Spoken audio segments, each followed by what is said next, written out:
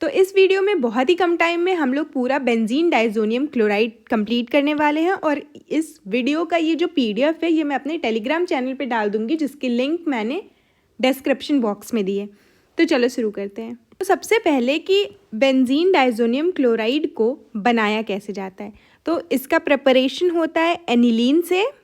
Aniline को हम लोग NaNO2 और HCl के प्रेजेंस में बहुत ही कम टेम्परेचर पे 0 to 0.5 डिग्री सेल्सियस टेम्परेचर, ध्यान रखना ये बार बार पूछता है, पे हीट करते हैं तो हम लोगों को बेंजीन डाइज़ोनियम क्लोराइड मिल जाता है। और इसका प्रिपरेशन बहुत सारे कंपाउंड्स बनाने के लिए किया जाता है। ठीक है, अब हम लोग जितना भी सब रिएक्शन है सब एक पेज में देखने वाले हैं, बहुत फास्ट। तो देखो, सबसे पहले है सैंडमियर रिएक्शन। सैंडमियर रिएक्शन में CuCl2 और HCl लिया जाता है। अगर CuCl2 लोगे तो क्लोरोबेंजीन बनेगा, CuBr2 लोगे तो ब्रोमोबेंजीन बनेगा और CuCN लोगे तो ये साइनोबेंजीन बनेगा।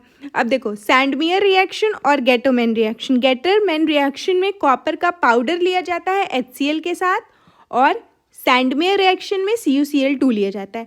NCERT में ये दिया हुआ है कि इन दोनों रिएक्शन में से जो ज़्यादा एफिशिएंट है वो है सैंडमियर रिएक्शन। अब HCl के साथ लोगे तो क्लोरोबेंजीन, HBr के साथ लोगे तो ब्रोमोबेंजीन। अब देखो, ये HbF4 वाला रिएक्शन भी बहुत इंपॉर्टेंट है। इस रिएक्शन का नाम है बाल्ब-सीमन रिएक्शन।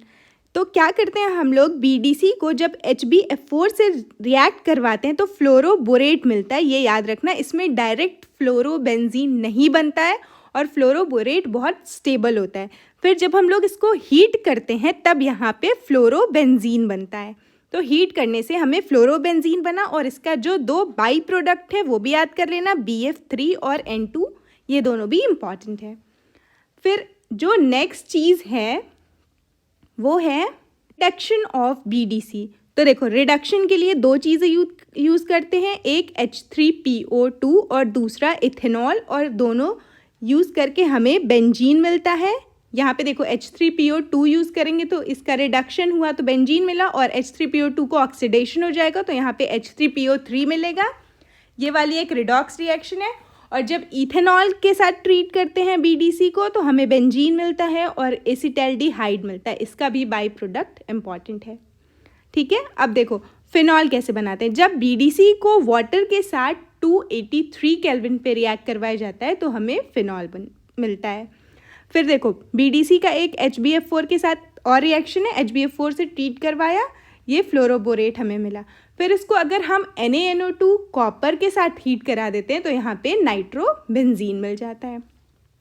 फिर कपलिंग रिएक्शन है। कपलिंग रिएक्शन में क्या क्या इंपॉर्टेंट है मैं बता दे रही हूँ। सबसे पहली बात, कपलिंग रिएक्शन बहुत इंपॉर्टेंट है।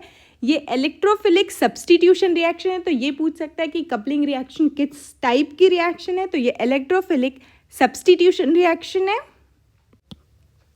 तो देखो, इसमें क्या करना है कि BDC को एक बार हम लोग एनिलीन के साथ ट्रीट करवाते हैं और एक बार फिनॉल के साथ।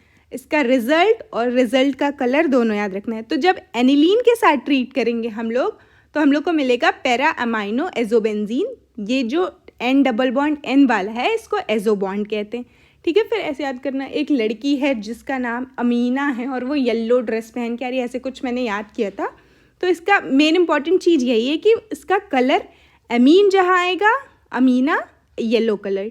ठीक है, फिर फिनॉल के साथ जब BDC रिएक्ट करेगा तो पैरा हाइड्रोक्सी एजोबेंजीन मिलेगा और ये ऑरेंज कलर का होगा।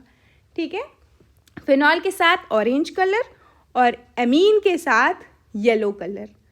तो इतनी रिएक्शंस BDC की सारी रिएक्शंस हैं। बेंजीन डाइज़ोनियम क्लोराइड कंप्लीट हो गया। इससे ज़्यादा NCERT में कुछ नहीं दिया और ये रिवीजन के लिए बहुत एफिशिएंट है। ये वीडियो मैं अपने टेलीग्राम ग्रुप पे डाल दूंगी, तो please do like, share and subscribe.